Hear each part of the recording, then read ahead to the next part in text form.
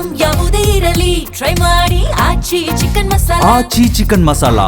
ಈಗ ಟಿವಿಕೆ ಮುಖ್ಯಸ್ಥ ಪ್ರಮುಖವಾಗಿ ವಿಜಯ್ ಅವರು ಸರ್ಕಾರವನ್ನ ರಚನೆ ಮಾಡೋದಕ್ಕೆ ಎಲ್ಲ ರೀತಿಯಾದ ಸಿದ್ಧತೆಯನ್ನು ಮಾಡಿಕೊಂಡಿದ್ದಾರೆ. ಬಹುಶಃ ನಾಳೆ ಸರ್ಕಾರವನ್ನು ರಚನೆ ಮಾಡ್ತಾರೆ, ಪ್ರಮಾಣ ವಚನವನ್ನ ಸ್ವೀಕಾರ ಮಾಡ್ತಾರೆ ಅಂತ ಹೇಳಲಾಗ್ತಾ ಇತ್ತು. ಬಟ್ ನಾಳೆ ಇಲ್ಲ. ಸೊ ವಿಜಯ್ ಪ್ರಮಾಣ ವಚನ ಮೇ 8ಕ್ಕೆ ಮುಂದೂಡಿಕೆ ಆಗಿದೆ. ಸೊ ಇವತ್ತು ರಾಜ್ಯಪಾಲರನ್ನ ಭೇಟಿಯಾಗಿದ್ರು ವಿಜಯ್ ಅವರು. ಸರ್ಕಾರ ರಚನೆಗೆ ಹಕ್ಕು ಮಂಡಿಸಿದ್ರು ಟಿವಿಕೆ ಮುಖ್ಯಸ್ಥರು. ಸೊ ಕಾಂಗ್ರೆಸ್ ಬೆಂಬಲದೊಂದಿಗೆ ಹಕ್ಕನ್ನು ಮಂಡಿಸಿದ್ದಾರೆ ಟಿವಿಕೆ ಪಕ್ಷ. ಸೊ ನಾಡಿದ್ದು ಪದಗ್ರಹಣಕ್ಕೆ ರಾಹುಲ್ ಗಾಂಧಿ ಅವರು ಕೂಡ ಬರುವಂಥ ಸಾಧ್ಯತೆ ಇದೆ ಅಂತೆ. ಸೊ ಪೂರ್ಣ ಬೆಂಬಲವಿಲ್ಲದಕ್ಕೆ ಅನುಮತಿಯನ್ನ ಗವರ್ನರ್ ಕೊಟ್ಟಿಲ್ಲ. ಸೊ ಹಂಗಾಗಿ ಸಂಪೂರ್ಣವಾಗಿ ಸರ್ಕಾರ ರಚನೆ ಆಗಬೇಕು ಅಂತ ಹೇಳಿದ್ರೆ ಮ್ಯಾಜಿಕ್ ನಂಬರ್ ಬೇಕಾಗತ್ತೆ. ಆ ಮ್ಯಾಜಿಕ್ ನಂಬರ್ ಇದುವರೆಗೂ ಕೂಡ ಕ್ಲಾರಿಟಿ ಸಿಕ್ಕಿಲ್ಲ. ಸೊ ಹಂಗಾಗಿ ಆ ನಂಬರನ್ನು ಪಡೆದು ಬಹುಶಃ ನಾಳೆ ಬಿಟ್ಟು ನಾಡಿದ್ದು, ಯಾಕಂದರೆ ನಾಳೆನೇ ಪ್ಲಾನ್ ಆಗಿತ್ತು, ಬಟ್ ಇದುವರೆಗೂ ಕೂಡ ಕ್ಲಾರಿಟಿ ಇರಲಿಲ್ಲ. ಅಂದರೆ ಒಂದು 8 ಸೀಟ್ ಬೇಕಾಗಿರೋದ್ರಿಂದಾಗಿ ಆ ಕ್ಲಾರಿಟಿ ಇಲ್ಲದೆ ಇರುವಂಥ ಹಿನ್ನೆಲೆಯಲ್ಲಿ ನಾಳೆಗೆ ಅದು ನಾಡಿಗೆ ಮುಂದೂಡಿಕೆ ಆಗಿರುವಂಥದ್ದು. ಸೊ ಹಂಗಾಗಿ 8ನೇ ತಾರೀಕಿಗೆ ಪದಗ್ರಹಣ ಕಾರ್ಯಕ್ರಮ ಇರುತ್ತೆ. ಈ ಒಂದು ಪದಗ್ರಹಣ ಕಾರ್ಯಕ್ರಮದಲ್ಲಿ ರಾಹುಲ್ ಗಾಂಧಿ ಅವರು ಕೂಡ ಬರ್ತಿದ್ದಾರೆ ಅನ್ನೋದು.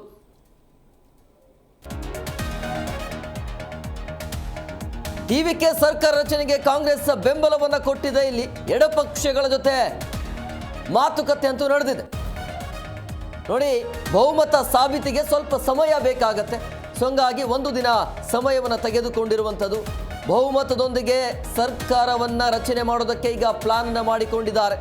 ಇಲ್ಲಿ ಕಾಂಗ್ರೆಸ್ ಈಗಾಗಲೇ ಬೆಂಬಲವನ್ನು ಕೊಟ್ಟಿರುವಂಥ ಹಿನ್ನೆಲೆಯಲ್ಲಿ ಕಾಂಗ್ರೆಸ್ ಏನಾದರೂ ಬೇಡಿಕೆಯನ್ನು ಇಟ್ಟಿದ್ದಾರಾ, ಅವ್ರದ್ದೇನಾದರೂ ಬೇಡಿಕೆ ಇದೆಯಾ ಏನು ಎತ್ತ ಅನ್ನೋದನ್ನು ನೋಡಬೇಕಾಗತ್ತೆ. ಸೊ ಹಂಗಾಗಿ ನಾಳೆ ಪದಗ್ರಹಣ ಕಾರ್ಯಕ್ರಮ ಇತ್ತು, ಬಟ್ ನಾಳೆ ಇಲ್ಲ.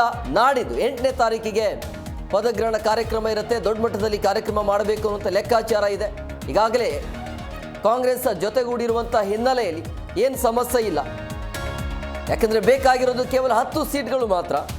ಸೊ ಹಂಗಾಗಿ ಅಷ್ಟೊಂದು ಬೇಡಿಕೆಯನ್ನು ಇಟ್ಟಿರಲಿಲ್ಲ ಅಂತ ಅನಿಸುತ್ತೆ.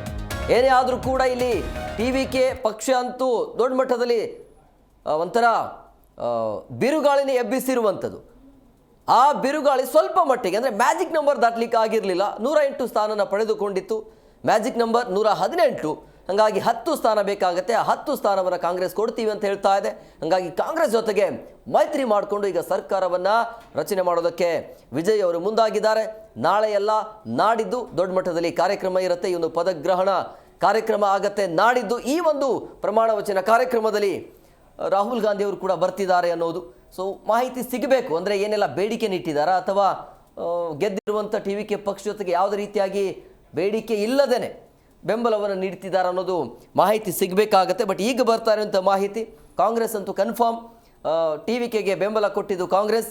ಸೊ ಹಂಗಾಗಿ ವಿಜಯ್ ಅವರ ನೇತೃತ್ವದಲ್ಲಿ ಟಿವಿಕೆ ಪಕ್ಷ ಈಗ ಅಧಿಕಾರಕ್ಕೆ ಬರ್ತಾ ಇದೆ ತಮಿಳುನಾಡಿನಲ್ಲಿ.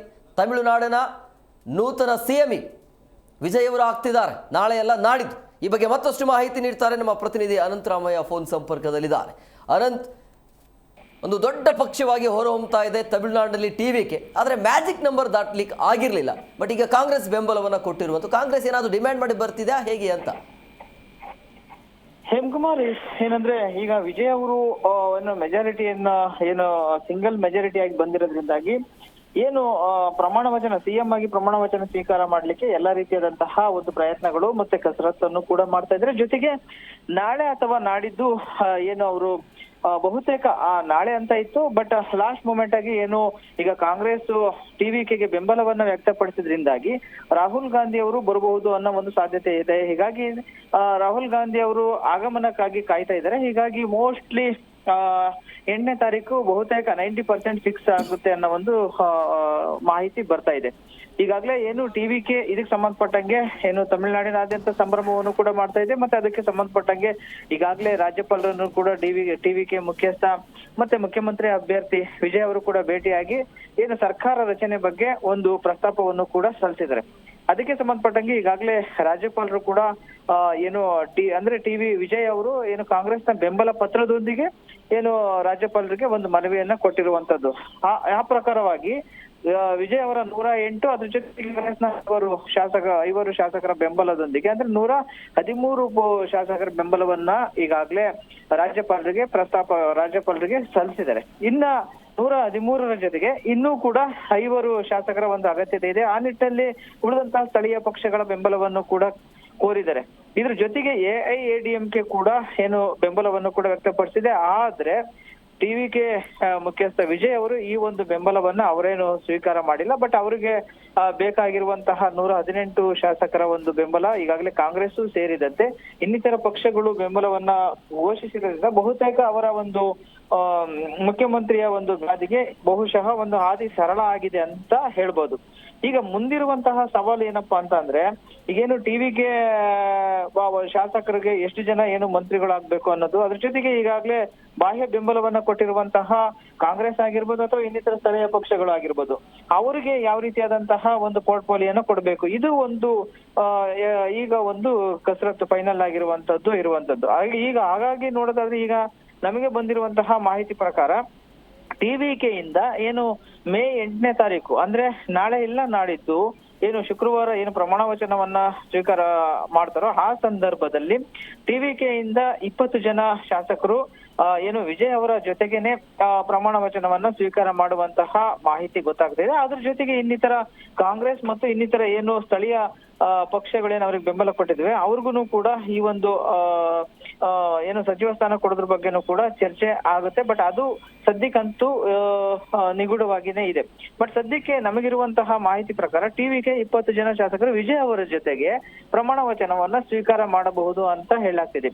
ಈ ಮುಖಾಂತರವಾಗಿ ಏನು ಸುದೀರ್ಘವಾಗಿರುವಂತಹ ಒಂದು ಸಂಬಂಧವನ್ನ ಮತ್ತು ಮೈತ್ರಿಯನ್ನ ಇಟ್ಕೊಂಡಿದ್ದಂತಹ DMKಯ ಒಂದು ಸಂಬಂಧವನ್ನ ಕಾಂಗ್ರೆಸ್ ಪಕ್ಷ ಕಟ್ ಮಾಡಿಕೊಂಡು ಟಿವಿಕೆಗೆ ಒಂದು ರೀತಿಯಾದಂತಹ ಬೆಂಬಲವನ್ನು ಕೊಡೋದ್ರ ಮುಖಾಂತರವಾಗಿ ಟಿವಿಕೆ ಜೊತೆಗೆ ಹೊಸ ಅಧ್ಯಾಯವನ್ನ ಶುರು ಮಾಡಿದೆ ಅಂತ ಹೇಳ್ಬೋದು.